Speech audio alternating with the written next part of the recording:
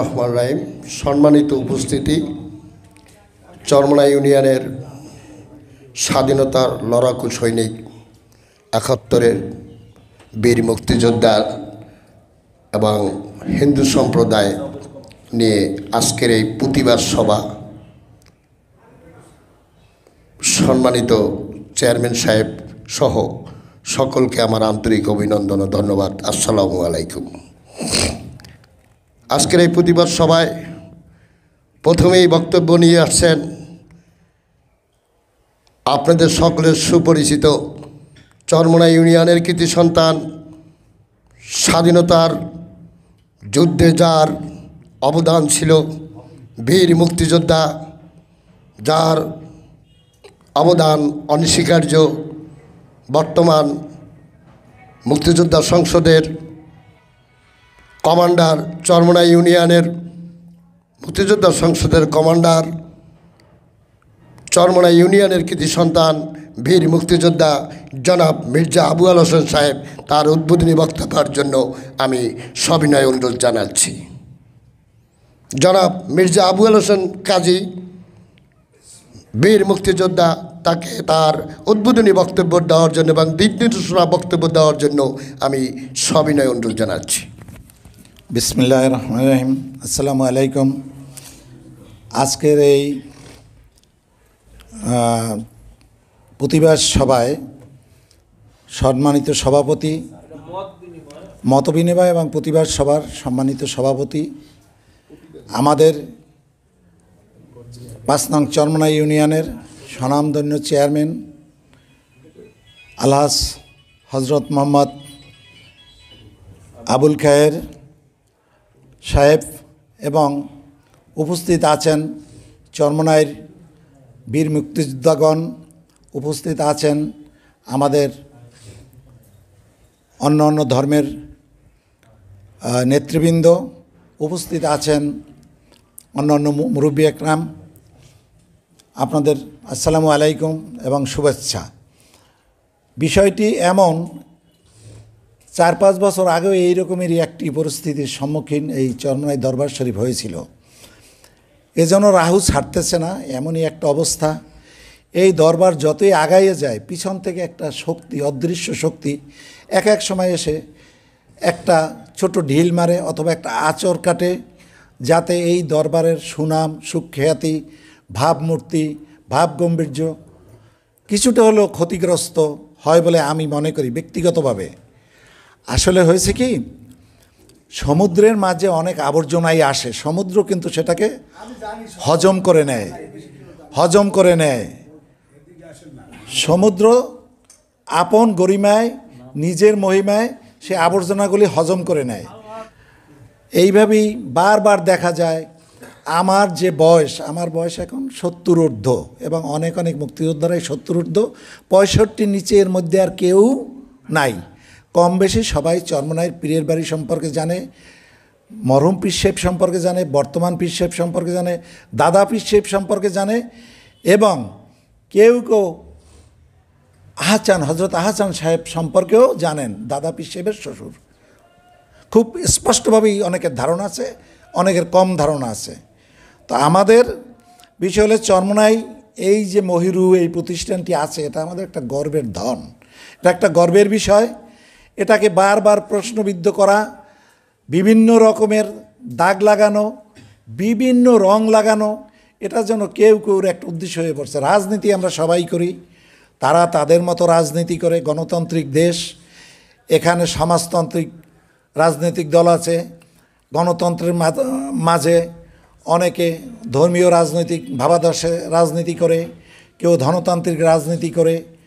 বিভিন্ন রকমের লোকজন তার মতবাদ প্রকাশ করার সুযোগ সুবিধা আছে, কিন্তু সেই মতবাদটা হতে হবে গঠনমূলক এবং সত্যি কথাটা বললে ভালো লাগে। মিথ্যা দিয়া সত্যকে চাপা দেওয়া যায় না। সেই অগ্নিজরা দিনগুলো, ৭১-এর মুক্তিযুদ্ধ সংগ্রামের সময় এই চরমোনাই একটি বিশেষ ভূমিকা পালন করছে এবং এই পীরের দরবার পাশাপাশি শর্ষিনা শরীফ পীরের দরবার, এই দুইটি দরবার বাংলাদেশের ভিতর খুব বিখ্যাত ছিল এবং আমার স্পষ্ট মনে আছে শশিনার ভূমিকা কী ছিল। সেখানে পাকিস্তানের প্রেসিডেন্ট আইয়ুব খান আসছে, আপনাদের হয়তো যাদের 70 বা 65 ঊর্ধ্ব বয়স আপনারা জানেন, এবং ওই প্রতিষ্ঠানটি ছিল আইয়ুব খানের ধ্বজাধারী। আইয়ুব খান যদি বলতো যা, তারাও করতো তা। কিন্তু এইখানে টাইটেল মঞ্জুরির একটা বিষয় ছিল এই পাকিস্তান আমল থেকে, কিন্তু এইটা কোনোদিনই হয় নাই।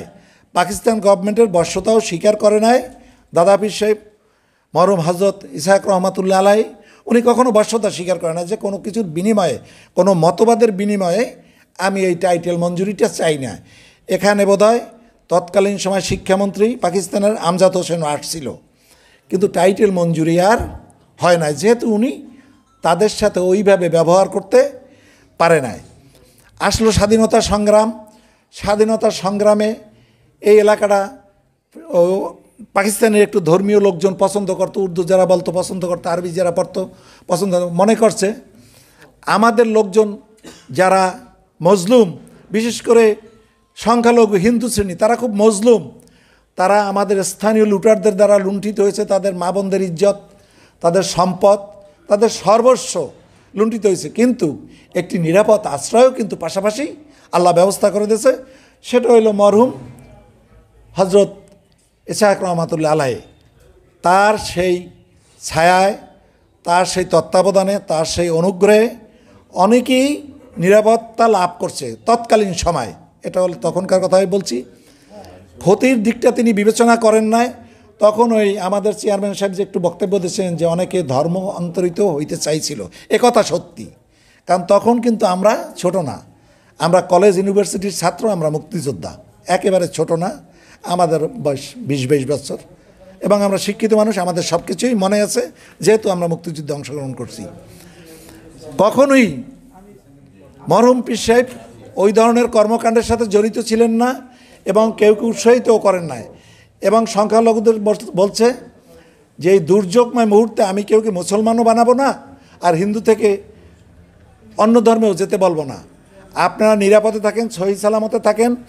আপনারা যখন নিরাপত্তা বোধ করবেন, যদি আপনারা কখনো এইভাবে ধর্মান্তরিত হতে চান, সেটা আপনাদের ইচ্ছা। আমি কেউকে এই কাজে প্রলুব্ধ করি না বা করবো না, এবং এই মুহূর্তে তো নয়। আর মেয়ে লোকের কথা বলেন, এই কথাটি কিভাবে যে মেনে নেব আমি যদি, এবং দেখা যায় মুক্তিযোদ্ধা মঞ্চ নামে একটি সংগঠন এই কথাগুলো মার্কেটে নিয়ে আসছে। এটা আমরা অনেক মুক্তিযোদ্ধারা হয়তো জানিও না, অনেকে আবার টিভি দেখে, অনেকে দেখে না।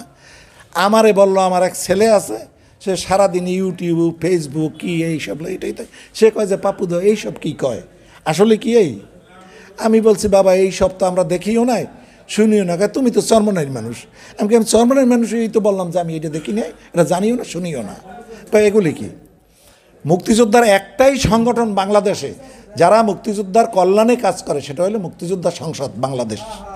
তারা মুক্তিযোদ্ধা সংসদে নামে তারা বাংলাদেশের সমস্ত মুক্তিযোদ্ধাদের নিয়ে সংগঠিত করে তাদের উন্নয়ন, তাদের বিভিন্ন কর্মকাণ্ড তারা পরিচালনা করে, সরকারের সাথে কথাবার্তা বলে। কিন্তু এই যারা করছেন, এরা কেমন করে, কোন মঞ্চে, কোন রেজিস্টার্ড, কোনখান থেকে নিয়েছেন, রেজিস্ট্রেশন নিয়েছেন, কিভাবে কি করেছেন, এটা সম্পূর্ণ তাদের ব্যক্তিগত মতামত। আর আমি যতটুকু দিলাম, এটা আমি যদিও একজন ছোটোখাটো রাজনীতির সাথে জড়িত, এটা আমার রাজনৈতিক মতবাদ না। এই মতবাদটা হলো আমার সম্পূর্ণ ব্যক্তিগত মতবাদ। একজন মুক্তিযোদ্ধা হিসেবে আমি যা দেখছি, আমার এই মুক্তিযোদ্ধা ভাইয়ের সামনে আছেন, আমার চাইতে অনেক একটু বয়স্ক মুক্তিযোদ্ধা আছেন। আজিজ ভাই আমার চাইতে হয়তো বেশ বয়স্ক, 10 বছরের বড় হইবেন। এই মকিম মামায় 5-7 বছরের বড়।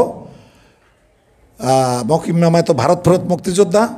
এরা আসছে এবং মুক্তিযুদ্ধে যাওয়ার আগেও এরা কিন্তু কর্মকাণ্ড এখানে দেখে গেছে। তারাই আমার চাইতেও বোধহয় ভালো বলতে পারবেন। আমি যা দেখছি, আমি আল্লাহকে হাজের নাজের জেনে বললাম যে বিষয়টি আমি জানি না, ওই সময়টা এই ধরনের কোনো ঘটনা ঘটছে বলে আমার জানা নাই, আমি দেখিও নাই, আমি শুনিও নাই। এবং চরমনার কোনো লোকও আমাদেরকে আজ পর্যন্ত কোনো মুক্তিযোদ্ধারা একটা ইন্টারাকশন হয় মুক্তিযোদ্ধাদের মধ্যে, নিজেদের মধ্যে একটা কথোপকথন হয়। আমাদের মধ্যে এ ধরনের কোনো কথোপকথন কখনো হয়েছে? আপনারা বলেন হয়েছে? যে পীর সাহেবের বাড়ি মাইয়া লোক এ রয়েছে, মাইয়া লোক দরিয়া হুজুরে ওই সেনাবাহিনীর হাতে দিয়েছে, তা আপনারা যেমন জানেন না আমিও ঠিকই আল্লাহকে হাজার নাজার জেনে বলছি, আমাকেও মরতে হবে, আপনাদেরকেও মরতে হবে, জবাবদিহি একদিন সবাইরই করতে হবে। আমরা যে ধর্মে আছি জবাবদিহিতা থেকে কোনো নিষ্কৃতি নেই। মৃত্যুর পরেও কিন্তু একটা জগৎ আছে, একটা, আর কেউ বলে একটা জীবন আছে, আর আমরা বলি একটা জগৎ আছে। সে জগৎটা হলো অপরিসীম, যার কোনো সীমা বা শেষ, প্রথম আছে, শেষ বলতে আর কিছু নাই, ওটা চলতে থাকবে আবহমান কাল ধরে। তো আমি এ ধরুন কোনো কথা সাথে একমত নই, ওই বক্তব্যের সাথেও আমরা একমত নই। আমরা চাই এই দরবার আরও সাফল্যমণ্ডিত হোক, উত্তর বৃদ্ধি হোক, ইসলামের খেদমত তারা করুক, পাশাপাশি দেশের কল্যাণেও তারা আত্মনিয়োগ করবে বলে আমি প্রত্যাশা রাখি। এদেশ গণতান্ত্রিক দেশ, এদেশে হিন্দুরও অধিকার আছে, মুসলমানেরও অধিকার আছে, একটা নদীতে যেমন নৌকা বাওয়ার সবাইয়ের অধিকার আছে। এদেশ একক কোনো ধর্মীয় গোষ্ঠীর না, একক কোনো মুক্তিযোদ্ধা গোষ্ঠীর না, একক কোনো ব্রাহ্মণের না, একক কোনো হিন্দু সম্প্রদায়ের না, এটি সমস্ত বাংলাদেশের বাঙালির দেশ। আসুন আমরা এই সমস্ত মিথ্যা প্রবঞ্চনা এবং কালি ছিটাছিটি, কাদা ছড়াছড়ি, মানুষের ইজ্জত সম্মান এবং ব্যক্তির সম্ভ্রম নিয়ে কারাকারি না করি। আমরা সুস্থভাবে বাংলাদেশটাকে গড়ে তুলি।